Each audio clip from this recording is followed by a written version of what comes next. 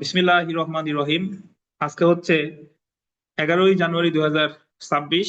আমাদের Bangladesh judicial service পরীক্ষা, যে সিভিল জজ যে পরীক্ষা, সেটার 19তম বিজিএস এর পরীক্ষা উপলক্ষে আমরা আজকে শুরু করতে যাচ্ছি। এবং আজকে আমরা প্রথম দিন আলোচনা করব নারী ও শিশু নির্যাতন দমন আইন 2000। নারী ও শিশু নির্যাতন দমন আইন হচ্ছে, এটা ওই আপনার ঐচ্ছিক বিষয় থেকে, প্রিলিতে তো আর ঐচ্ছিক বিষয় নাই, প্রিলিতে সবই পড়তে হবে।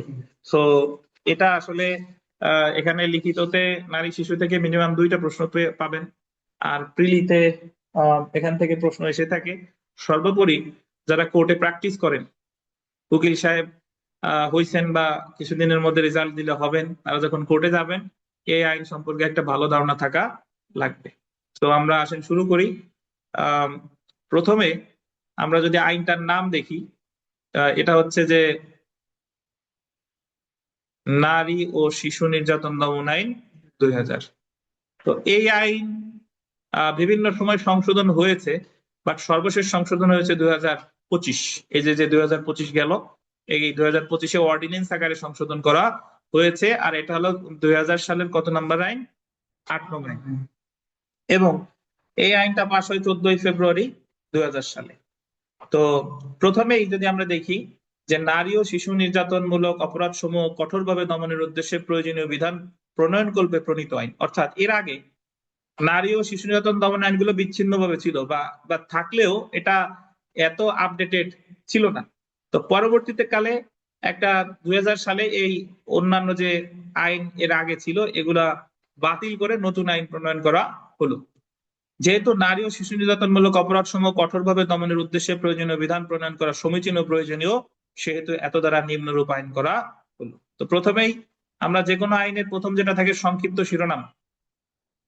সংক্ষিপ্ত শিরোনাম যদি দেখেন, এ আইন নারী ও শিশু নির্যাতন দমন আইন 2000 নামে পরিচিত। এখন চলে আসি আমরা সংজ্ঞা। সংজ্ঞা, যে কোনো আইনের একটা ডেফিনেশন ক্লজ থাকে, মানে সংজ্ঞার ধারা, ডেফিনেশন ক্লজ বা সংজ্ঞার ধারা। তো নারী ও শিশু নির্যাতন দমন আইনে সকল সংজ্ঞা দেওয়া হয়েছে কত ধারায়? 2 ধারায়। তো প্রথমেই আমরা চলে আসি, দেখেন অপরাধ। এই অপরাধের সংজ্ঞা ফৌজদারি কার্যবিধিতে দিছে, এই অপরাধের সংজ্ঞা দণ্ডবিধিতে দিছে। তো 2 এর কতে বলছে অপরাধ অর্থ এই আইনের অধীন শাস্তিযোগ্য কোন অপরাধ। এখানে অপরাধ বলতে বোঝানো হচ্ছে কোন আইনের অধীন শাস্তিযোগ্য অপরাধ? নারী ও শিশু নির্যাতন দমন আইনের অধীন। এরপর চলে আসেন অপহরণ। অপহরণ অর্থ বল প্রয়োগ, আন্ডারলাইন করবেন, বল প্রয়োগ। বল প্রয়োগ মানে হলো জোর করে, প্রলুব্ধ করিয়া, প্রলুব্ধ করে মানে হলো ছলে বলে কৌশলে, ফুসলাইয়া। ফুসলাইয়া, ফুসলাইয়া মানে হচ্ছে ওই যে প্রেম ভালোবাসা করে ফুসলাই বা ভুল বুঝাইয়া, যাও তোমার ছাড়া আমি বাঁচবো না, আমরা দুজন একসাথে চলে যাই, এটা হলো ফুসলাইয়া, ভুল বুঝাইয়া। বা ভীতি প্রদর্শন করিয়া, যে আমার সাথে যাবি নাইলে খবর আছে। কোন স্থান হইতে কোনো ব্যক্তিকে, এটা বলতেন, কোনো ব্যক্তিকে অন্যত্র যাইতে বাধ্য করা, ব্যক্তি। সো এখানে অপহরণের ক্ষেত্রে কিন্তু নারী শিশু বলে নাই, বলছে কি? ব্যক্তিকে, কোনো ব্যক্তিকে অন্যত্র যাইতে কি করা? বাধ্য করা। সো যদি পরীক্ষায় প্রশ্ন আসে যে অপহরণ বলতে যে সংজ্ঞাটা দেওয়া হয়েছে, ওখানে কি শুধু নারী ও শিশুর অপহরণ বুঝাইছে? না, এটা ওখানে কিন্তু নারী শিশু শব্দটা ব্যবহার করে নাই। কি শব্দ ব্যবহার করছে? নাকি? আর বিজিএস তো পরীক্ষা মোটামুটি আপনারা দিয়েছেন। এই জায়গা হচ্ছে যে মানে খুব সূক্ষ্মভাবে যে কোনো জিনিস আমার জানতে হবে, এবং প্রস্তুতি খুব ভালো থাকা লাগবে, এবং সব সময় মুখের উপর থাকা লাগবে, নাহলে ওই জায়গায় গিয়ে সার্ভাইভ করা আসলে মানে আপনি, অনেকে লিখিতর জন্য প্রস্তুত, মানে আপনি লিখিত তো ভালো করবেন কিন্তু প্রিলিতে টেকা হচ্ছে না। তো প্রিলিতে আসলে ওই টি-20-র মতো, তো টি-20-র মতোই খেলতে হবে, আউট হওয়া যাবে না, আবার রানও তুলতে হবে। দেখেন, আটক অর্থ কোনো ব্যক্তিকে তার ইচ্ছার বিরুদ্ধে কোনো স্থানে আটকাইয়া রাখা। ট্রাইব্যুনাল অর্থ, আপনি এই জায়গার সাবসেকশন গুলো জানেন যে ঘ, এগুলো মনে রাখার দরকার নাই, যেটা মনে রাখার দরকার এটা আমি বলবো। ট্রাইব্যুনাল অর্থ এ আইনের অধীন গঠিত ট্রাইব্যুনাল। কোন আইনের অধীন? এ আইনের অধীন। দেখেন, ধর্ষণ অর্থ, এটা একটু আন্ডারলাইন করেন, ধর্ষণ অর্থ 9 এর বিধান সাপেক্ষে পেনাল কোডের 1860 এর সেকশন 375 এ সংজ্ঞায়িত। এখানে একটা মানে একটা দারুণ বিষয় আছে, সেটা হলো ধর্ষণ বলতে এই আইনে বোঝাচ্ছে যে পেনাল কোডে যা আছে ওইটাই তো বোঝাবেই, সেই সাথে সাথে কোনটা বোঝাবে, এই আইনের 9 ধারা। বুঝেন কিনা? মানে পেনাল কোডে তো 375 ধারায় 5টা উপাদান আছে, ওই 5টা তো বোঝাবেই, সেই সাথে সাথে এই আইনের 9 ধারায় যেটা বলছে সেটাও বোঝাবে। বুঝছেন? তারপরে যেটা মনে রাখবেন, এটা ভিভিআই নবজাতক শিশু পরীক্ষায় আসতে পারে, যে নবজাতক শিশু বলতে কতদিন বয়সী শিশুরে বোঝায়। নবজাতক শিশু অর্থ অনূর্ধ্ব 40 দিন বয়সের শিশু। অনূর্ধ্ব শব্দের অর্থ অনেকে বোঝেন না, not more then, not more দেন, ঠিক আছে, মানে এর বেশি নয়। তাহলে নবজাতক শিশু বলতে কত দিনের? সর্বোচ্চ 40 দিন। নারী, এটাও গুরুত্বপূর্ণ। আমি নবজাতক শিশু মনে রাখবেন, এরপর যেটা বলতেছি নবজাতক শিশু মনে রাখবেন, নারী, নারী অর্থ যে কোনো বয়সের নারী। এখন তানভীর আলম খান, যদি মনে রাখতে হয় যে নারী আছে 2 এর উপধারা কততে, ফান করার জন্য বলি, 2 এর উপধারা কত? কত? ছ। ছতে কি হয়? ছলনাময়ী নারী, আপনার জন্য। তাহলে 2 এ ছতে আছে নারীর সংজ্ঞা, ঠিক আছে? আচ্ছা, এটা আপনার জন্য প্রযোজ্য, দেখেন। আচ্ছা, তাহলে আমরা আসি আমরা এই 2 এর ছ, 2 এর তে ভাই 2 এর মাথায় ছোট্ট একটা 1 আছে, দেখছেন? শাকিল, আপনার আছে? এই 1 কেন আছে? এই 1 হলো ফুটনোট। 1 এ কি আছে আমরা একেবারে সব শেষে চলে যাই, দেখেন, তাহলে ভালো বুঝবো।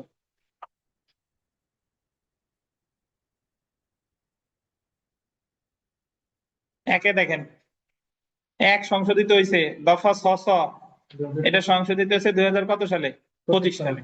তার মানে এই যে যে যত জায়গা আমরা 1 না, এই জায়গায় আমরা এই আইনটা পড়তে গিয়ে একেবারে লাস্ট পর্যন্ত যদি যান, 78 পর্যন্ত আমরা, 78 তো পরের কথা, 84 পর্যন্ত পাবো, দেখছেন? মানে 84টা ফুটনোট এই আইনে আছে, এবং কবে কোন সংশোধনী হয়েছে এটা আমরা লাস্টে এসে এসে দেখলেই বুঝতে পারবো। বুঝতে পারছেন? তো এই বারে যত বই আছে, কোন বই কিন্তু আপডেটেড না, কারণ আইন তো বিভিন্ন সময় সংশোধিত হয়েছে। এই জায়গা এটাই আপডেটেড, এই জায়গা সব মানে বিস্তারিত এখানে আছে, কারণ এটা ওই যে বিডি লস থেকে ডাউনলোড করা। তো যাই হোক, বলাৎকার এটা আমাদের জানতে হবে। দেখেন, আগে বলাৎকারের সংজ্ঞা নারী ও শিশু নির্যাতন দমন আইনে ছিল না। বলাৎকার অর্থ কোন ছেলে শিশুর মুখ বা পায়ুপথে কোন ব্যক্তি কর্তৃক সংঘটিত যৌনকর্ম। দেখেন, যেহেতু আমাদের এই বলাৎকারের শাস্তি দেওয়া হতো আগে দণ্ডবিধির 377 ধারায়, আনন্যাচারাল অফেন্স, এবং ওখানে বলাৎকারের কোনো সংজ্ঞা কিন্তু ছিল না। তো এখন বলাৎকার শুধু করা যায় কার সাথে? যদি পরীক্ষায় প্রশ্ন আসে যে বলাৎকার কাকে করা যায়, ছেলে শিশু, ছেলের শিশুর সাথে নাকি? জি, না না, এটা হাসির কিছু নাই। আপনি কোর্টে যখন যাবেন, এ জায়গা ওই লজ্জা শরম হাসি এগুলো বিসর্জন দিলাম না। কোর্টে মামলা আসছে যে এত বছরে শিশুর বলাৎকার করছে, তাহলে এই মামলা যখন আপনি জামিন শুনানি করবেন, যখন আপনি জেরা করবেন, তখন যদি লজ্জায় এক জায়গায় কুঁচকে থাকি, তাহলে তো হবে না।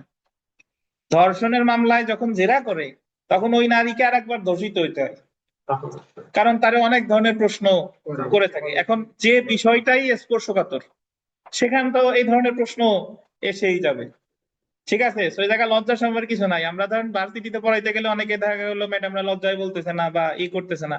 এখন আপনি যারা মেডিকেলে পড়ে, তারা মানবদের বিভিন্ন অর্গান নিয়ে করতেছেন, তো ওই জায়গায় কি লজ্জা শরম কাজ করলে হবে? লজ্জা যে জায়গায় দেখানোর দরকার সেই জায়গায় করবেন। আচ্ছা, দেখেন, তাহলে আমি যে কথাটা বলতেছি, বিজিএস এর প্রশ্ন আসতে পারে যে বলাৎকার মানে অপরাধটি কার সাথে সম্পর্কিত, প্রশ্ন আসতে পারে, ছেলে শিশুর সাথে সম্পর্কিত। আচ্ছা, দেখা গেল মানে ইউটিউব আবার ভালো আছে, আবার করতে পারে রিপোর্ট যে তুমি কি সব নিয়ে আলোচনা করছো, ওই জায়গা ক্লাস লেকচার আপলোড দিলা যে কি সব নিয়ে আলোচনা করছো। দেখেন, তো এটা সম্পূর্ণ শিক্ষার উদ্দেশ্যে আমরা আলোচনা করা, যাতে এটা আমরা বুঝতে পারি। দেখেন, স স স মারাত্মক জখম, প্রিভিয়াস আর্ট, পেনাল কোড 1860-এর 300 20 ধারায় সংজ্ঞায়িত গ্রিভিয়াস মার্ডার। দেখছেন, তাহলে আগে আমাদের এই গ্রিভিয়াস আর্টের কোনো সংজ্ঞা দণ্ডবিধিতে দিয়েছিল না, এটা দেওয়া হয়েছে কবে থেকে? 2025 সাল থেকে। এবং যেখানে বলা হয়েছে কি, যে পেনাল কোডে 320 ধারায় গ্রিভিয়াস আর্ট কয় প্রকার আছে মনে আছে আপনাদের? 8 প্রকার।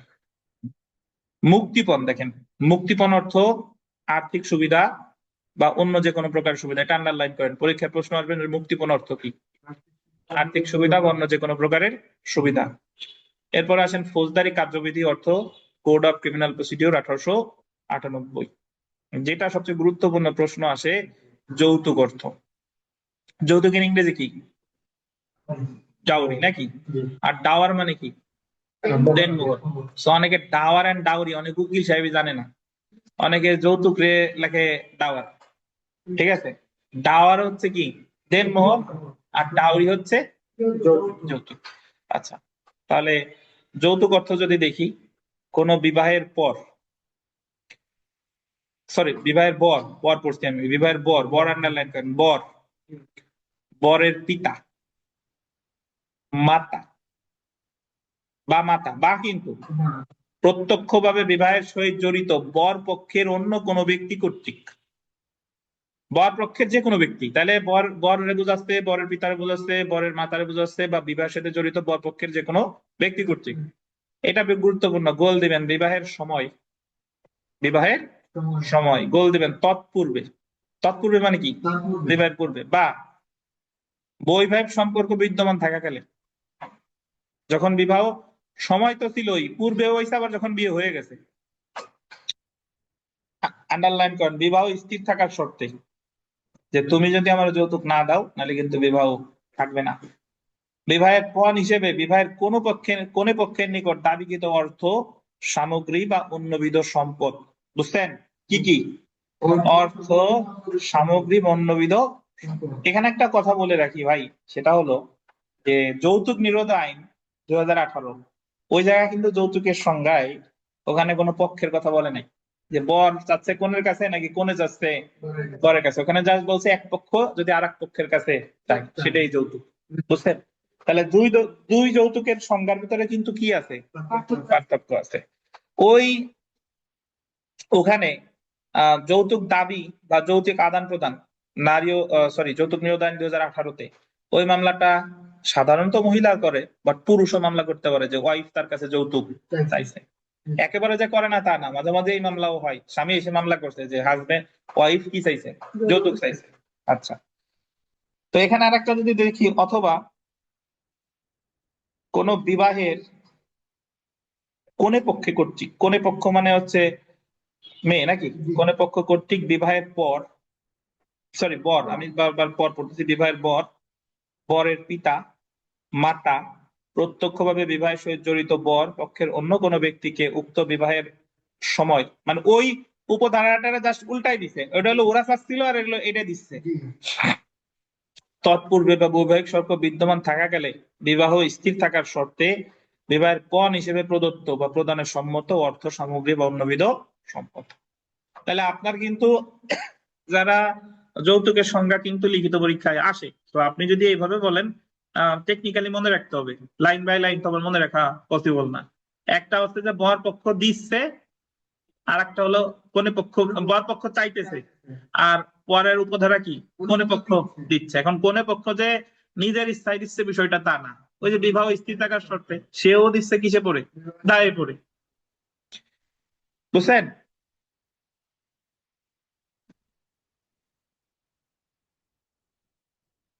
ইয়ো ইয়ো ইয়ো ইয়ো নাকি? আহ যৌন কর্ম, এটা আগে ছিল না। অর্থ কোন নারী বা শিশুর যোনি বা পায়ুপথ বা মুখের অভ্যন্তরে কোনো ব্যক্তি কর্তৃক যৌন কামনা চরিতার্থ করার উদ্দেশ্যে পুরুষাঙ্গ বা দেহের কোনো অংশ কিংবা যে কোনো বস্তুর প্রবিষ্টকরণ। মানে যৌনকর্ম ডাজেন্ট মিন যে আপনি সবসময় যে, মানে যেটা সাধারণত করে থাকে দর্শনের সময় সেটাই যে হবে যৌনকর্ম, তা না। যৌনকর্ম আলাদা সংজ্ঞা দিছে, যে পুরুষাঙ্গ বা দেহের কোনো অংশ আহ যোনি বা পায়ু পথে কি প্রবেশ করবে। তো যৌনকর্মের সংজ্ঞা দিয়ে দিছে তো এটা নারী বা শিশুর, এখানে নারী বলতে তো নারী যে কোনো বয়সের নারী, আর শিশু বলতে কি সেটা পুরুষ হতে পারে, মহিলাও হতে পারে। তারপরে আমরা চলে আসি আহ শিশু অর্থ অনধিক 16 বছর বয়সের কোনো ব্যক্তি। এটা এটা মনে রাখবেন, শিশু অর্থ কত বছর বয়সের? অনধিক 16 বছর। আচ্ছা, একটু দাঁড়ান। তাহলে শিশু অর্থ অনধিক 16 বছর বয়সের কোনো ব্যক্তি। নবজাতক মানে অনূর্ধ্ব কত? 40। শিশু অর্থ কত? অনধিক 16। হাইকোর্ট বিভাগ অর্থ বাংলাদেশ সুপ্রিম কোর্টের হাইকোর্ট বিভাগ।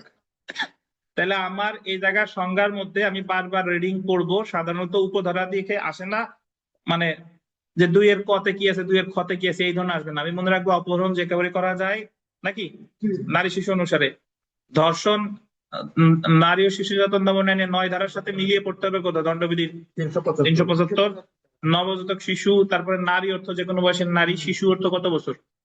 16 বছর। বলাৎকার শুধু করা যায় কাকে? ছেলে শিশুকে। আর মারাত্মক যখন মুক্তিপণ, আর্থিক সুবিধাপন্ন যে কোনো সুবিধা। আর যৌতুকের যে সংজ্ঞা, এটার সাথে যৌতুক নিরোধক আইনের সংজ্ঞার একটা কি আছে? পার্থক্য আছে। আর যৌন কর্মের সংজ্ঞা দিছে হাইকোর্ট, তো মোটামুটি বুঝলাম। প্রাধান্য আসে, প্রাধান্য।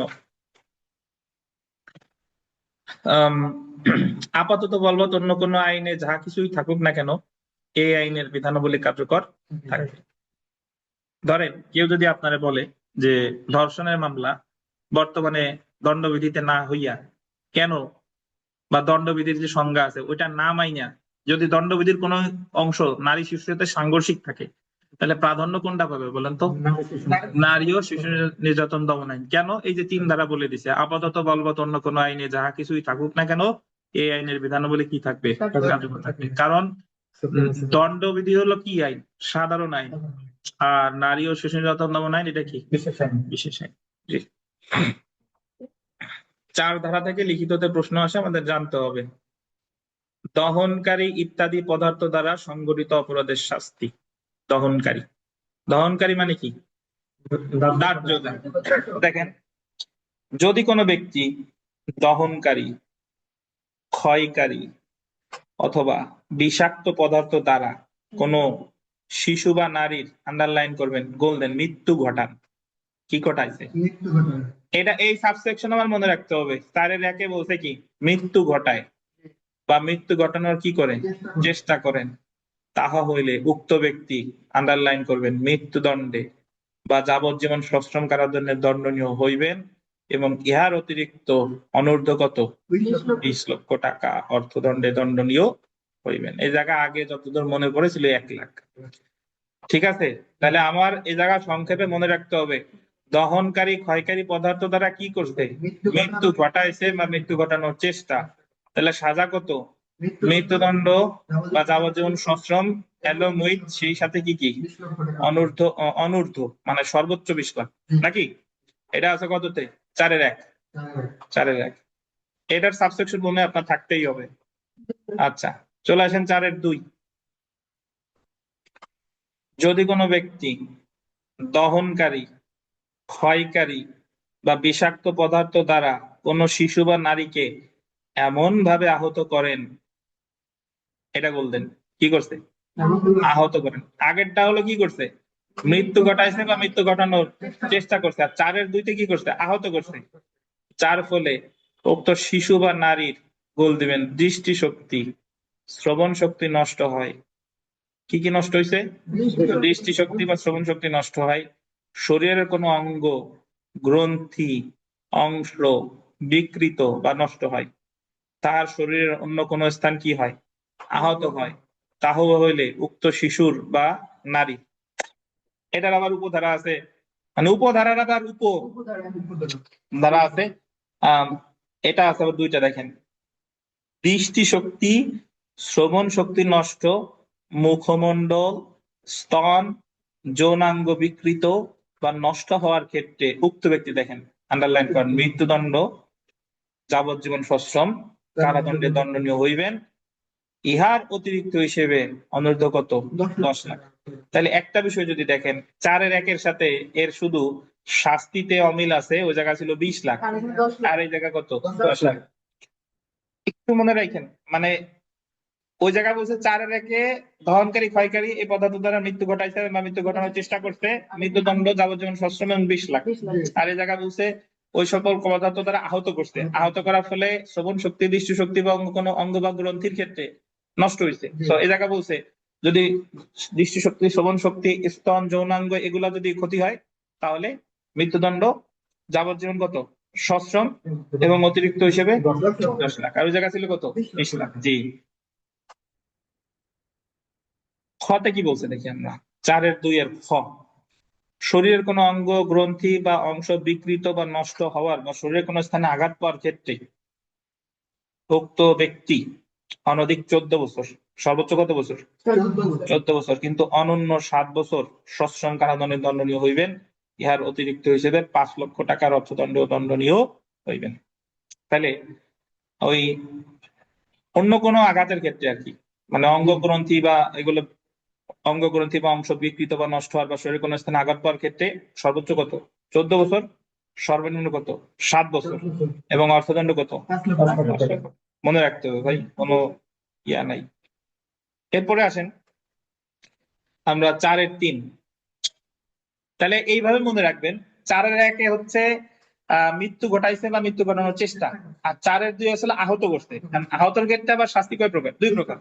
4-এর 3-এ আসে, যদি কোনো ব্যক্তি দহনকারী, ক্ষয়কারী অথবা বিষাক্ত পদার্থ কোনো শিশু বা নারীর উপর, এটা আন্ডারলাইন করেন, নিক্ষেপ করেন বা করার চেষ্টা করেন। নিক্ষেপ করেন বা করার কি করে চেষ্টা করেন, ধর নিক্ষেপ করছে, ক্ষতি হোক বা না হোক, বা কি করছে অ্যাটেম্প্ট নিছে, তাহলে উক্ত ব্যক্তি তার উক্তরূপ কার্যের দরুন সংশ্লিষ্ট শিশু বা নারীর শারীরিক, আন্ডারলাইন করবেন, গোল দেবেন, মানসিক বা অন্য কোনো ভাবে ক্ষত না হইলেও, মানে তার শারীরিক কোনো ক্ষতি হয় নাই, মানসিক কোনো কি ক্ষতি হয় নাই, বা অন্য কোনো ভাবে ক্ষতি হয় নাই, অনধিক 7 বছর, কিন্তু অনন্য কত 3 বছর সশ্রম কারাদণ্ডে দণ্ডনীয় হইবেন, এবং ইহার অতিরিক্ত হিসেবে কত 5 লক্ষ টাকা অর্থদণ্ড দণ্ডনীয় হইবেন। তাহলে আপনি একজন ধরেন দহনকারী, ক্ষয়কারী পদার্থ নিক্ষেপের চেষ্টা করছে, বিষাক্ত পদার্থ তার লাগে নাই, তার কোনো আর্থিক মানসিক ক্ষতি ধরেন কিছুই হয় নাই, তবুও এটা একটা কি অপরাধ, এবং সাজা হবে কত 7 বছর, অনন্য কত বছর 3 বছর, আর অর্থদণ্ড কত 5 লাখ। তাহলে আপনি এইভাবে মনে রাখবেন, 4-এর 1-এ মৃত্যু ঘটাইছে, ঘটানোর চেষ্টা, 4-এর 2-এ আহত করছে, 2 প্রকার শাস্তি, আর 4-এর 3 হলো নিক্ষেপ করছে বা করার চেষ্টা করছে। 4-এর 4-এ চলে আসি।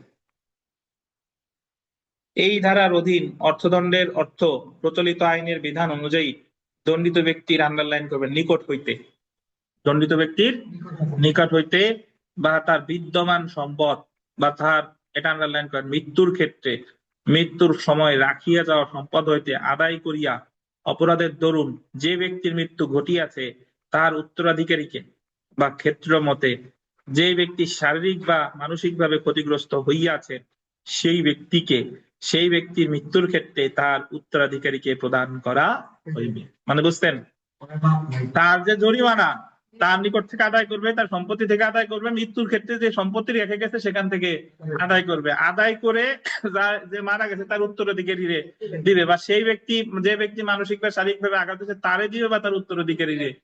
এখন আপনারা অনেক সময় একটা মজার প্রশ্ন করেন যে স্যার যদি তার কিছু না থাকে, ভাই না থাকলে তো নাই, বাট ভবিষ্যতে তার অর্জিত হইতে পারে। এখন যদি বলেন স্যার জেলে আছে, ভবিষ্যতে কেমনে হবে, কেন সে জেলে আছে, তার বাপ বেঁচে ছিল, বাপ মারা গেলে সম্পত্তি হয়েছে, তাহলে ওই সম্পত্তি থেকে এই অর্থদণ্ড কি আদায় করা হবে, বুঝছেন? তাহলে 4 ধারা ভিভিআই, নট অনলি 4 ধারা, নারী শিশু আমাদের ভালো, মানে এই জায়গায় প্রতিটা ধারা মনে রাখতে হবে, কোনো সুযোগ নাই এখন থেকে। তাহলে 4-এর প্রথম 3টা উপধারায় বলছে শাস্তি, আর চতুর্থ উপধারায় বলছে কি জরিমানা কিভাবে আদায় করা হবে আর কে পাবে, নাকি তানভীর সাহেব? এবার আমাদের গতবারের বিজিএস এর কিন্তু একটা, মানে আমরা হতাশ, আমরা কেউই সফল হইতে পারি নাই। So, এবার যাতে আমরা ইনশাল্লাহ শুধু সফল না, আমরা জজ চাই, ঠিক আছে? দেখেন তো, 5 আর 6 কি রহিত, আমরা 5 আর 6 দ্বারা তো রহিত, তাহলে চলে আসি নারী ও শিশু অপহরণের শাস্তি।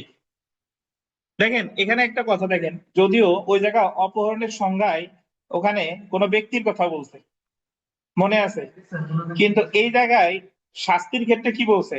নারী ও শিশু অপহরণের শাস্তি। অপহরণ যে কোনো ব্যক্তিরই করা যায়, কিন্তু এই জায়গায় শাস্তি বলছে শুধু কাদের কথা? নারী ও শিশু।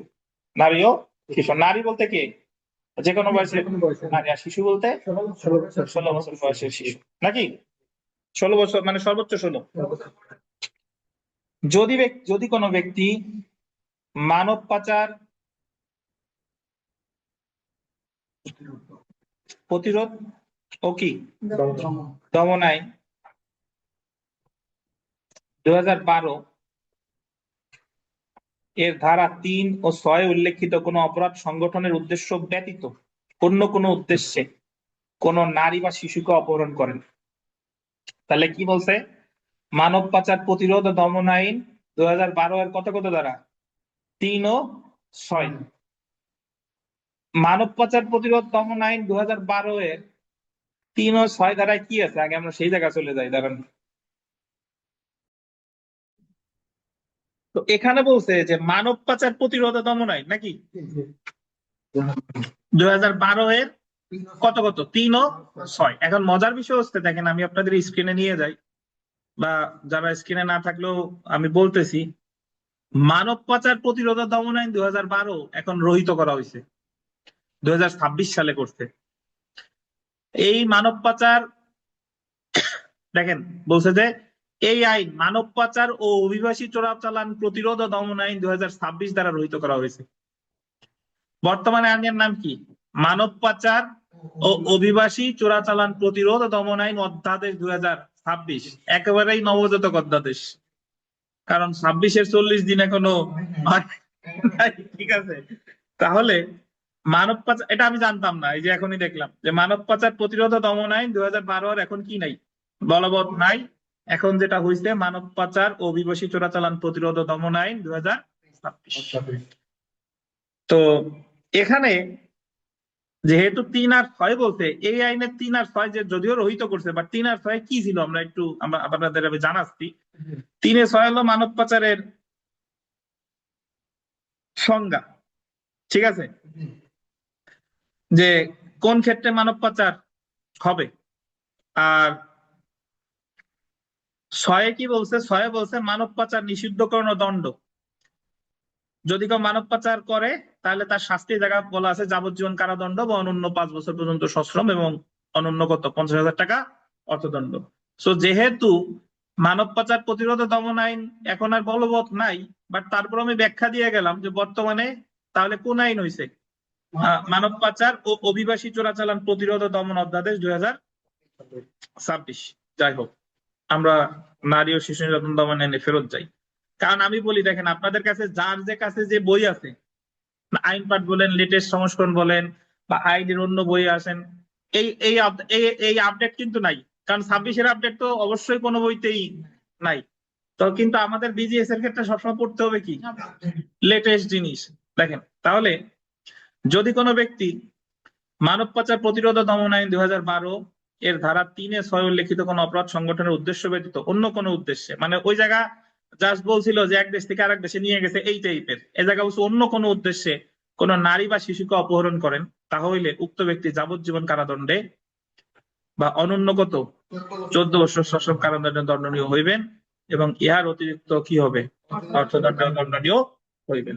আচ্ছা, তারপরেও আমরা একটু প্রয়োজন মনে করতেছি যে ওই জায়গা 3 ধারাটা আমি একটু পড়ি, কারণ এই জায়গার 3 ধারা মানব পাচার প্রতিরোধ দমন আইনের 3 ধারায় কি আছে একটু বিস্তারিত পড়ি। দেখেন, মানব পাচার অর্থ কোনো ব্যক্তিকে ভয়ভীতি প্রদর্শন ও বল প্রয়োগ করিয়া বা প্রতারণা করিয়া বা উক্ত ব্যক্তির আর্থসামাজিক ও পরিবেশগত বা অন্য কোনো অসহায়ত্বকে কাজে লাগাইয়া অর্থ বা অন্য কোনো সুবিধা লেনদেন পূর্বক উক্ত ব্যক্তির উপর নিয়ন্ত্রণ রয়ে আছে এমন কোন ব্যক্তির সম্মতি গ্রহণ করিয়া বাংলাদেশের অভ্যন্তরে বাহিরে যৌন শোষণ, নিপীড়ন, শ্রম শোষণ, অন্য কোনো শোষণ নিপীড়নের উদ্দেশ্যে বিক্রয়, ক্রয়, সংগ্রহ, গ্রহণ, নির্বাসন, স্থানান্তর, চালান, আটক করা, লুকিয়ে রাখা বা কি দেওয়া, আশ্রয় দেওয়া, যেই ক্ষেত্রে কোনো শিশু পাচারের শিকার হয় সেই ক্ষেত্রে উপধারা 1, উপধারা 1 মানে হলো মানব পাচার, যেটা বলছে। ক থেকে গ মানে হলো ভয়ভীতি, প্রতারণা বা অন্য কোনো লেনদেন, মানব পাচার অপরাধ সংগঠনের মাধ্যম সমূহ অনুষ্ঠিত হয়েছে কিনা তা বিবেচিত হইবে না।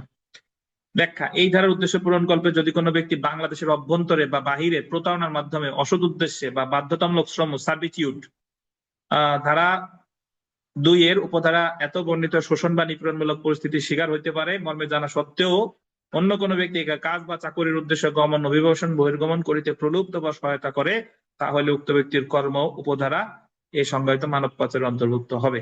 তো এই জায়গা মোটামুটি একটা বিস্তারিত ব্যাখ্যা দিয়েছে মানব পাচার। মেইনলি ফোকাস করতে যে চোরাচালান, নির্বাসন, এক দেশ থেকে আর এক দেশে পাঠানো।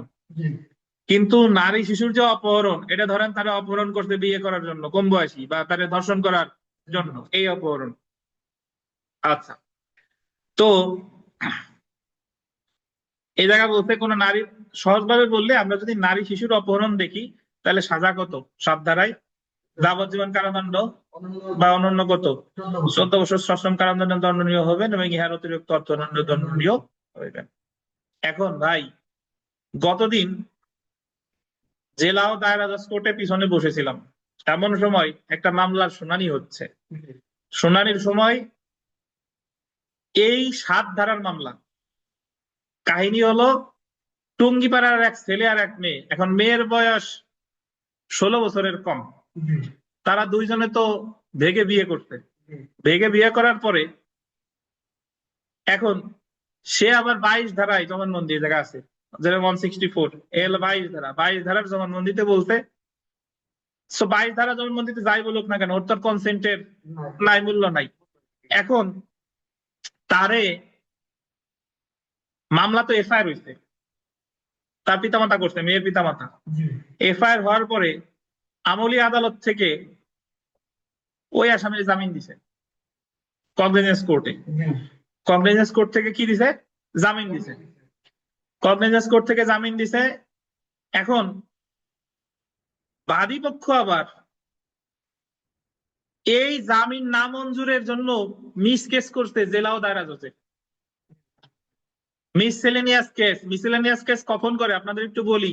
যদি নিম্ন আদালত তারা জামিন না দিত, তাহলে আমি উচ্চ দায়রা জজের কাছে জামিন চাইতাম মিস কেস করে। ক্রিমিনাল মিসেলেনিয়াস কেস 498 ধারাই করে। কিন্তু এই জায়গা আমলি আদালত কি দিছে? তারে জামিন দিছে। জামিন দেওয়ার পরে ওই পক্ষ, জামিন তো সে পেয়ে গেছে, তাহলে মিস কেস করছে কে? বাদী পক্ষ মিস কেস করছে যে জামিন যাতে নামঞ্জুর করা হোক। কাহিনী বুঝেন? এখন জেলা জজ যখন, জেলা ও দায়রা জজ যখন জামিন শুনানি করতেছে, তখন উনি একটা আইনগত সংকটে পড়ছে। ওই জায়গায় যারা সিনিয়র আছে তাদের ডাক দিছে যে আপনারা যে জায়গায় জামিন চাইলেন, তার আগে আমারে বলেন যে ম্যাজিস্ট্রেট আদালত যে জামিন দিছে, আমলি আদালত, এই জামিন দেওয়ার এখতিয়ার তার আছে কিনা, এই জামিন দেওয়ার এখতিয়ার আছে কিনা। এখন ওই জায়গায় সকল গোপালগঞ্জের সকল সিনিয়র দাঁড়ানো, এক দল বলতেছে আছে, আর এক দল বলতেছে কি নাই। ঠিক আছে, একজন এসে বলতেছে যে স্যার, এরকম জামিন ঢাকা মেট্রোপলিটন কোর্টে হর হামেশা হয়, তারা জামিন দেয়। এখন পিপি সাহেব, গোপালগঞ্জের পিপি সাহেব, উনি বলতেছে স্যার, এই জামিন দেওয়ার কোনো এখতিয়ার আমলি আদালতের নাই। এখন যে আসামি পক্ষ, সে আবার বলতেছে যে ওনার জামিন দেওয়ার যে এখতিয়ার নাই, এটা আমার আইনের রেফারেন্স দেখানো হোক। ঠিক আছে, তো এখন এইটা নিয়ে মোটামুটি ওই জায়গা হইচই লাগছে। লাগার পরে অ্যাকচুয়ালি এই জিনিস আমরা জানি, দেখেন আমি আপনাদের বলি, আমরা যখন 497 ধারা পড়ছিলাম, 497 ধারাতে বলা আছে যে মৃত্যুদণ্ড, যাবজ্জীবন কারাদণ্ড বা 10 বছরের অধিক কারাদণ্ডযোগ্য অপরাধের ক্ষেত্রে জামিন দিবে না, এটাই তার জন্য বাধ্যতামূলক। তবে দিতে পারে 3টা ক্ষেত্রে: 16 বছরের কম, মহিলা আর কি বৃদ্ধ, এই 3টা ক্ষেত্রে বিবেচনা করতে পারে। বাট এই 3টার যদি কোনোটা না হয়, তাহলে সে জামিন দিবে না, সেটাই কি বাধ্যতামূলক। তাহলে আমলি আদালতে আপনি জামিন চান 497 ধারায়, আর 497 ধারায় যদি জামিন চান, বলছে যে যদি ওই 3টার কোনোটা না হয়, তাহলে তার জামিন দেওয়া যাবে না, এটাই তার জন্য কি বাধ্যতামূলক। তাহলে এই জায়গায় অপরাধ কি? যাবজ্জীবন কারাদণ্ড আর অনূন্য 14 বছর। অনন্য মানে কি? ন্যূনতম, কমপক্ষে 14। তাহলে বলেন তো আমলি আদালতের এই ধারায় জামিন দেওয়ার ক্ষমতা আছে কিনা? বেশি। তাহলে এই ধারায় আমলি আদালতের কি জামিন দেওয়ার ক্ষমতা নাই। এখন উনরা হইচই টইচই করতে, আমি পিছন থেকে বসতেছি, আমার পিপি সাহেব দেখে জিজ্ঞাসা করতে, যেটা আমি তো যে পড়াই টড়াই আমার ডাকছে যে এই সনি এই জায়গা কি আছে, তো ওনারা লাস্টে বললাম যে স্যার 497 ধারা এই কথা আছে। এখন আমি আবার ওই পক্ষে হলো রুবেল ফকিরের সিনিয়র নয়ন সাহেব, তো এই জন্য আমি আবার আমার জাস্ট জানতে চাইছে, আমি ওনাদের বলছি। এখন ওনরা 497-তে জাস্ট ভেবে নিছে যে 497-তে ওই 3 ক্ষেত্রে জামিন দিতেই পারে, কিন্তু এই লেখা যা আছে এটা ওনাদের কারো মাথায় নাই। তাইলে আমলি আদালত অ্যাকচুয়ালি নারী শিশুর এই 7 ধারার মামলা জামিন দিতে পারে না। যদি দেয় তাহলে সেটা কি বেআইনি। আর দিতে পারে যদি ওই 3টার যে কোনো একটা হয়, বৃদ্ধ, অসুস্থ, 16 বছরের কম, নাকি? আচ্ছা, এখন ধর নিম্ন আদালত জামিন তো দিয়ে দিছে, এখন যে ধর্ম সংকটের সৃষ্টি হয়েছে, এখন জেলা ও দায়রা জজ বলতেছে উকিল সাহেবদের কাছে যে আমি এই আসামিরে এখন যদি ধরেন জামিন আমি ক্যান্সেল করলাম, তাহলে তারে আমি এখন মানে তারে যে গ্রেফতার করবে, তারে যে জেলে ঢুকাবে, কে ঢুকাবে? আমি ঢুকাবো না ম্যাজিস্ট্রেট ঢুকাবে? বুঝেন কিনা এটা আপনারা বলেন, রেফারেন্স দেন, আমি ঢুকাবো নাকি ম্যাজিস্ট্রেট ঢুকাবে? সাধারণত আপনি যে মিস কেসটা করছেন, এই মিস কেসটা না কইরা এই জামিন নামঞ্জুরের দরখাস্ত দেওয়া উচিত ছিল ম্যাজিস্ট্রেটের কাছে, বুঝছেন? ম্যাজিস্ট্রেটের কাছে, কিন্তু দিছেন তো আমার কাছে। এখন আমি কোন জায়গা আইনে আমি তো আমি এখন তারে কোন জায়গা যদি জামিন আমি নামঞ্জুর করি, তাহলে আমি তারে ঢুকাবো কি আমি নেবো সরাসরি, নাকি সে নেবে সরাসরি? তো এটা নিয়ে মোটামুটি একটা শোরগোল হয়ে গেছে। এখন নয়ন সাহেবের মামলায় আবার একটা অপ্রাসঙ্গিক কথা বলতেছি, অনলাইনে যারা আছেন বিরক্ত হেন না, এক সিনিয়র উনি ডাকছে। সিনিয়র আবার ওই 2 জনের মধ্যে দ্বন্দ্ব। সিনিয়র এই কথা বললো কেন? নয়ন সবার বলছে স্যার উনি আমার মামলা দেখলেই খালি দাঁড়াই যায়। 2 জনের মধ্যে মোটামুটি হাতাহাতি পর্যায়ে হয়ে গেছে। তো এই হলো অবস্থা। তো ওই দিন আর অর্ডার দেয় নাই, বলছে যে আদেশ পরে দেবো বা শুনানি আবার হবে, আমি এটা দেখে তারপরে দিব। তাহলে কাহিনী হলো নিম্ন আদালতের এই জায়গায় জামিন দেওয়ার ক্ষমতা নাই। আবার ওরা যে জামিন ক্যান্সেল করে যে মিস কেস করছে, এটাও করা ওই জায়গা ঠিক হয় নাই। তো আমাদের একটু বিরতি। মামলা দেখি তো নারী ও শিশু অপহরণের শাস্তি মোটামুটি আমরা পড়ছি, যাবজ্জীবন কারাদণ্ড, অনন্য 14 বছর এবং সেই সাথে অর্থদণ্ড। চলে আসে আমরা মুক্তিপণ আদায়ের শাস্তি। মুক্তিপণ, যদি কোনো ব্যক্তি মুক্তিপণ আদায়ের উদ্দেশ্যে কোনো নারী বা শিশুকে আটক করেন, তাহা হইলে উক্ত ব্যক্তি আন্ডারলাইন করেন মৃত্যুদণ্ডে বা যাবজ্জীবন সশ্রম কারাদণ্ডে দণ্ডনীয় হইবেন এবং ইহার অতিরিক্ত অর্থদণ্ডেও দণ্ডনীয় হইবেন। তো এখানে অর্থদণ্ড কিন্তু সুনির্দিষ্ট করে বলে নাই। তো মুক্তিপণ তো বুঝেনি যে মুক্তিপণের সংজ্ঞা আমরা পড়ছি না উপরে?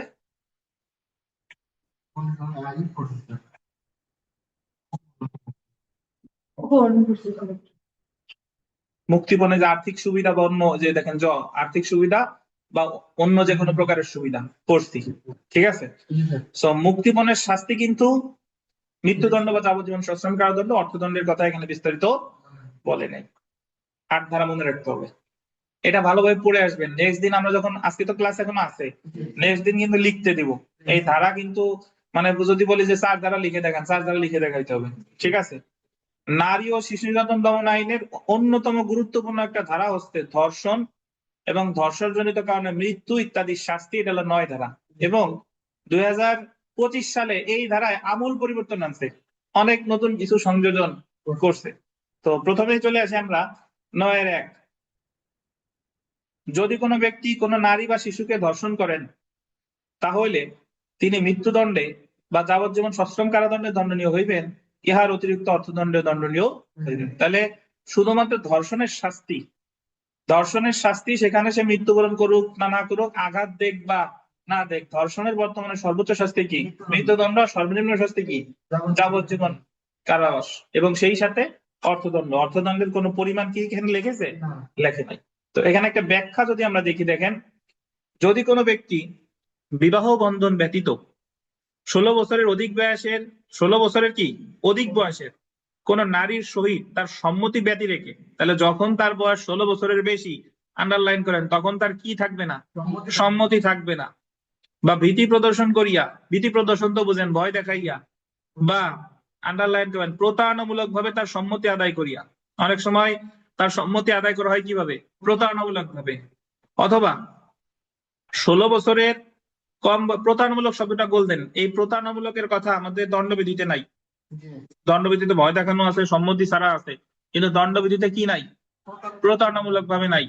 অথবা 16 বছরের কম বয়সের কোন শিশুর সহিত তার সম্মতি সহ বা ব্যতি রেখে, দেখছেন, তার সম্মতি কি সহ বা ব্যতি রেখে যৌনকর্ম করেন, তাহলে তিনি উক্ত নারী বা শিশুকে ধর্ষণ করেছেন বলে কি হবে? গণ্য হইবে। বুঝতে পারছেন?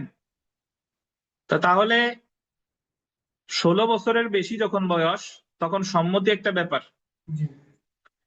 কিন্তু 16 বছরের কম যখন বয়স, বা এক্সাক্ট 16 বছর পর্যন্ত যদি বয়স, তখন সেটা কি এক্ষেত্রে, মানে 16 বছরের কম, এক্সাক্ট 16 বছর হইলে আবার তার ভয় দেখাইতে হবে। আচ্ছা, এই ধারার উদ্দেশ্য পূরণকল্পে ধর্ষণ অর্থ, এটা আন্ডারলাইন করেন, ধর্ষণ অর্থে বলাৎকার অন্তর্ভুক্ত হবে। আগে এটা ছিল না ভাই, আগে বলাৎকার জায়গা ছিল না, তা বর্তমানে বলাৎকারেরও যে শাস্তি, ধর্ষণেরও কি সেই শাস্তি। বুঝছেন? আচ্ছা, তারপরে চলে আসি। তো এই যে যে 2 লেখছে, এটা কিন্তু ব্যাখ্যা 2 নাম্বার ব্যাখ্যাটা, ঠিক আছে? এটা কিন্তু 9 উপধারা 2 না, এটা হলো 9 উপধারা 1 ব্যাখ্যা, যে 1 আর 2 আছে সেই 2 নাম্বার। চলে আসি উপধারা 2-এ। যদি কোনো ব্যক্তি কর্তৃক ধর্ষণ বা ধর্ষণ পরবর্তী তাহার অন্যবিধ কার্যকলাপের ফলে, আন্ডারলাইন করেন, ধর্ষণের শিকার নারী, এখানে আগে যে শব্দটা থাকতো ধর্ষিতা, এখন এটাতে চেঞ্জ করা হয়েছে কি ধর্ষণের শিকার নারী বা শিশুর, আন্ডারলাইন করে মৃত্যু ঘটে, মানে যাকে ধর্ষণের শিকার নারী যদি কি হয়, তার সে মারা যায়, মৃত্যু ঘটে, তাহলে উক্ত ব্যক্তি মৃত্যুদণ্ড, যাবজ্জীবন সশ্রম কারাদণ্ডে দণ্ডনীয় হইবেন, এবং ইহার অতিরিক্ত গোল দিবেন অনধিক 20 লক্ষ টাকা অর্থদণ্ডে দণ্ডনীয় হইবেন। তার মানে 9-1 শুধু ধর্ষণ হয়েছে, এ জায়গায় মারা যায়নি। আর 9-2 কি মারা গেছে, মারা গেলে সাজার পরিমাণ ওই মৃত্যুদণ্ড যাবজ্জীবন কারাদণ্ড, এটা ঠিক আছে, বাট অর্থদণ্ডের পরিমাণ বাড়ছে। এখানে কত? 20 লাখ। সেগুলো মনে রাখতে হবে ভাই, এ জায়গায় অর্থদণ্ড মনে রাখতে হবে। 9-1 কিন্তু অর্থদণ্ড নাই, কিন্তু 9-2 যদি মারা যায় তাহলে আবার অর্থদণ্ড আছে কত? 20 লাখ। 9-3 চলে আসি।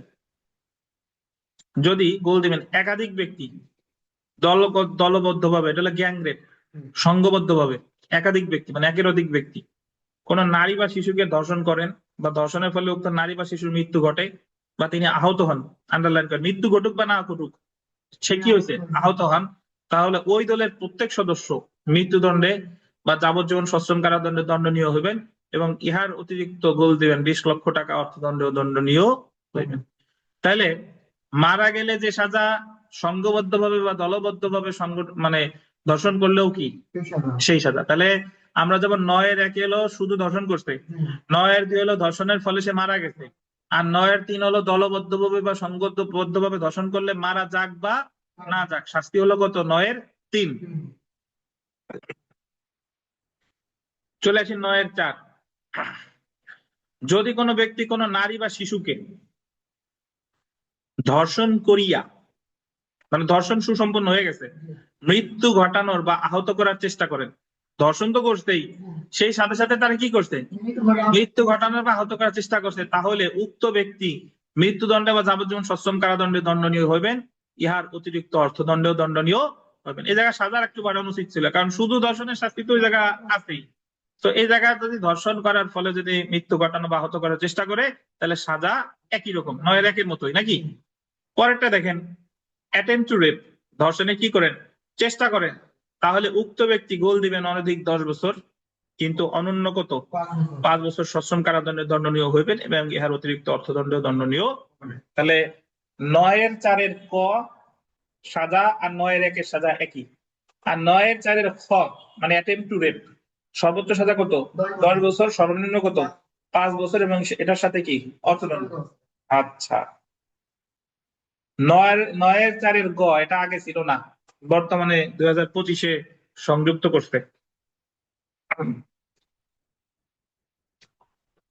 ধর্ষণের উদ্দেশ্যে কোন নারীর কোন অঙ্গ, ধারালো অস্ত্র, রাসায়নিক পদার্থ বা অন্য কোনো উপকরণ ব্যবহার করিয়া অন্য কোনোভাবে নারী বা শিশুর যৌনাঙ্গ বা স্তনে মারাত্মক জখম করেন, তাহা হইলে উক্ত ব্যক্তি মৃত্যুদণ্ড, যাবজ্জীবন কারাদণ্ডে দণ্ডিত হইবেন, এবং ইহার অতিরিক্ত হিসেবে কত?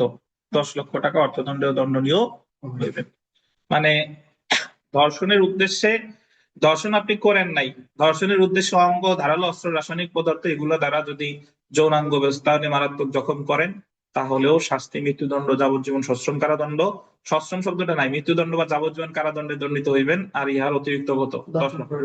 তো এখানে সশ্রম থাক বা না থাক, দণ্ডবিধি 53 ধারার ব্যাখ্যা অনুসারে তো দণ্ডবিধি যাবজ্জীবন কারাদণ্ড মানে কি?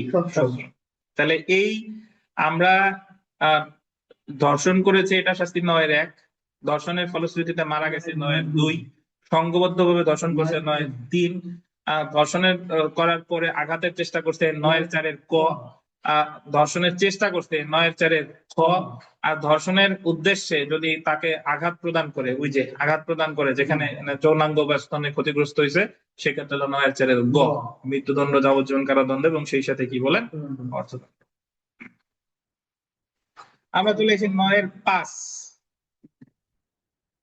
যদি পুলিশ অথবা অন্য কোন শৃঙ্খলা বাহিনীর হেফাজতে, আগে শুধু পুলিশ শব্দটা ছিল, পরবর্তীতে যোগ করতে কি শৃঙ্খলা বাহিনী, অন্য কোন শৃঙ্খলা, ধরেন আর্মি, নেভি, এয়ারফোর্স, বা যারা ওই যে ইয়ে আছে, র্যাব আছে, শৃঙ্খলা বাহিনীর হেফাজতে থাকাকালীন সময়ে কোন নারী ধর্ষণের শিকার হন, তাহলে যাহাদের হেফাজতে থাকাকালীন উক্তরূপ ধর্ষণ সংঘটিত হয়েছে, সেই ব্যক্তি বা ব্যক্তিগণ ধর্ষণের শিকার নারীর হেফাজতের জন্য সরাসরিভাবে দায়িত্বপ্রাপ্ত ছিলেন, তিনি বা তার প্রত্যেকে ভিন্নরূপ প্রমাণিত না হইলে হেফাজতের ব্যর্থতার জন্য, মানে কেন তার হেফাজতে থাকার পরেও এই দুর্ঘটনা ঘটে গেল, অনধিক কত? 10 বছর, অনন্য কত? 5 বছর কারাদণ্ডে দণ্ডনীয় হইবেন, ইহার অতিরিক্ত হিসেবে অনন্য কত? 50,000 টাকা অর্থদণ্ডে দণ্ডনীয় হইবেন। এখন এখানে ব্যাখ্যা আছে, বিষয়টা এমন না যে পুলিশের কেউ যদি তার হেফাজতে নারীকে ধর্ষণ করে তাইলে কি 9-এর 5 মামলা হবে, না। সে তো ধর্ষক, সে যদি স্বয়ং পুলিশ হয় তার বিরুদ্ধে তো ওই যে 9-এর 1-2 যা হোক সেটা। আর ওই হেফাজতে ধরেন ওসি সাহেব দায়িত্ব ছিল, অন্যান্য যারা দায়িত্ব ছিল, তাদের ক্ষেত্রে আসবে কত? 9-এর 5। 9-এর 5। তাহলে হ্যাঁ, আমি দায়িত্বে ছিলাম, তার হেফাজতের দায়িত্ব ছিলাম আমি, তো আমি এই জায়গায়, আমি যদি পুলিশ হই বা আমি যদি শৃঙ্খলা বাহিনীর সদস্য হই, তাহলে আমার বিরুদ্ধে মামলা হবে কত? 9-এর 5।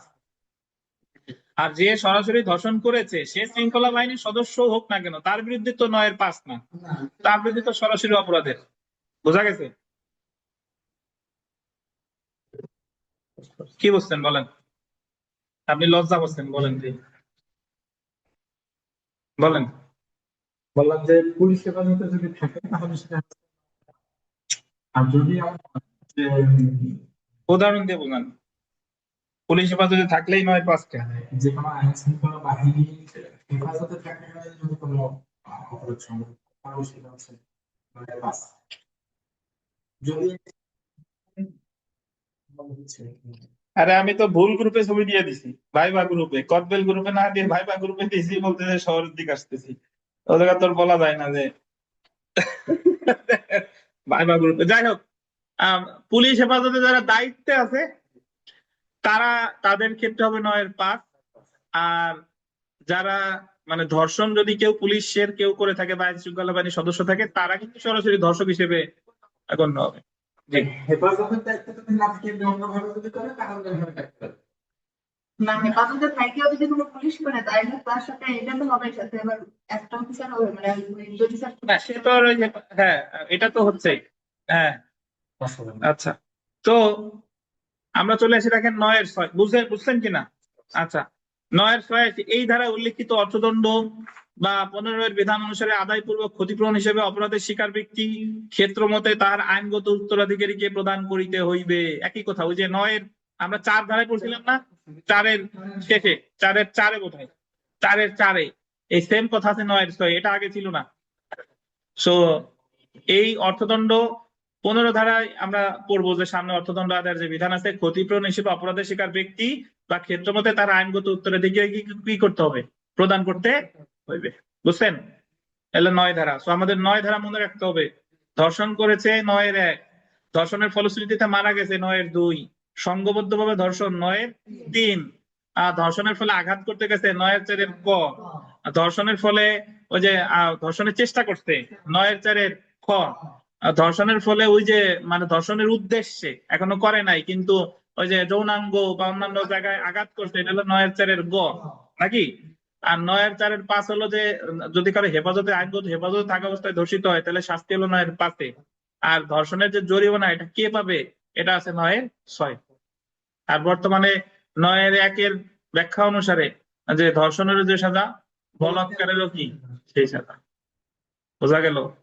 আপনি যদি এইভাবে মাথার মধ্যে সিকোয়েন্স মনে না রাখেন তাহলে লিখিত পরীক্ষার সময় কিন্তু লেখা যাবে না।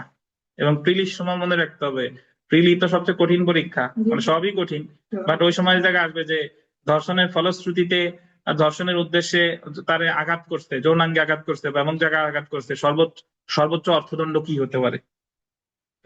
তো বার কাউন্সিল হচ্ছে আপনার খুব, যদি জুডিশিয়াল সার্ভিসের সাথে তুলনা করেন, বার কাউন্সিলের চেয়ে মিনিমাম 20 গুণ কঠিন হলো কি জুডিশিয়াল সার্ভিস যে পরীক্ষা আমরা অংশগ্রহণ করতে যাচ্ছি সেটা। দেখেন, তো আমরা সর্বশেষ যে ধারাটা পড়বো এই ধারাটা পড়ে আজকে শেষ করব পড়া, সেটা হলো নারীর। আপনার জন্য কম পড়তেছি কিন্তু মহুয়া, অ্যাকচুয়ালি আপনি এখানে আসার পরে আমরা এই জায়গায় আরো, যেহেতু আমরা সপ্তাহে 2 দিন আপাতত, যে বৃহস্পতিবার আর রোববার, তো এখানে আমরা এই 2 দিন পড়তেছি, বাট একটু সময় নিয়ে পড়বো। জি, নারীর আত্মহত্যায় প্ররোচনা ইত্যাদির শাস্তি। কোন নারীর সম্মতি ছাড়া বা ইচ্ছার বিরুদ্ধে কোন ব্যক্তির ইচ্ছাকৃত কোন কার্য দ্বারা সম্ভ্রম হানি হইবার প্রত্যক্ষ কারণে, দেখছেন, ইচ্ছাকৃত কোন কার্য দ্বারা কি সম্ভ্রম হানি হইবার প্রত্যক্ষ কারণে কোন নারী, আন্ডারলাইন করেন, আত্মহত্যা করলে, কি বলেন, আত্মহত্যা করলে উক্ত ব্যক্তি উক্ত নারীকে অনুরূপ কার্য দ্বারা আত্মহত্যা করিতে প্ররোচিত করার অপরাধী হইবেন এবং উক্ত অপরাধের জন্য তিনি অনধিক কুল দিবেন 10 বছর, কিন্তু অনন্য কত 5 বছর সশ্রম কারাদণ্ডে দণ্ডনীয় হইবেন এবং ইহার অতিরিক্ত কত অর্থদণ্ড দণ্ডনীয় হইবেন। তাহলে আমি মনে রাখবো নারীর আত্মহত্যার প্ররোচনা কত, 9 ক। আর দণ্ডবিধিতে কততে আছে বলেন, 305 আর 306। 18 বছরের কম পাগল উন্মাদ হলে 305, অন্যান্য ক্ষেত্রে 306। সো 9 ক যে ধারা পর্যন্ত পড়লাম এটা আমি লিখতে দিব, এমসিকিউ না, লিখতে দিব, সরাসরি এটা ভালোভাবে পড়ে আসবেন রোববারের ক্লাস। হ্যাঁ, সব ধারাই মামলা হয় এই জায়গায়, এই কারণে এটা দিয়ে শুরু করছি যে আপনাদের কোর্টে যাইতে হবে, আগে আমরা বেসিক জিনিস মানে অন্যান্য যে এই আইনগুলো আগে ভালোভাবে আত্মস্থ করি। আচ্ছা, তো ঠিক আছে, আজকে এই পর্যন্তই। অনলাইনে যারা আছেন ভালো থাকেন। আপনাদের জানাই দিই, আমাদের ক্লাস আপাতত 2 দিন সপ্তাহে, বৃহস্পতিবার বিকাল 4:30 আর রবিবার বিকাল 4:30, এবং একটু সময় নেওয়া হবে। আজকে আমাদের একটু টেকনিক্যাল সমস্যা আছে, এই কারণে কম হলো। তো নেক্সট পড়া আমাদের বৃহস্পতিবার বিকাল 4:30।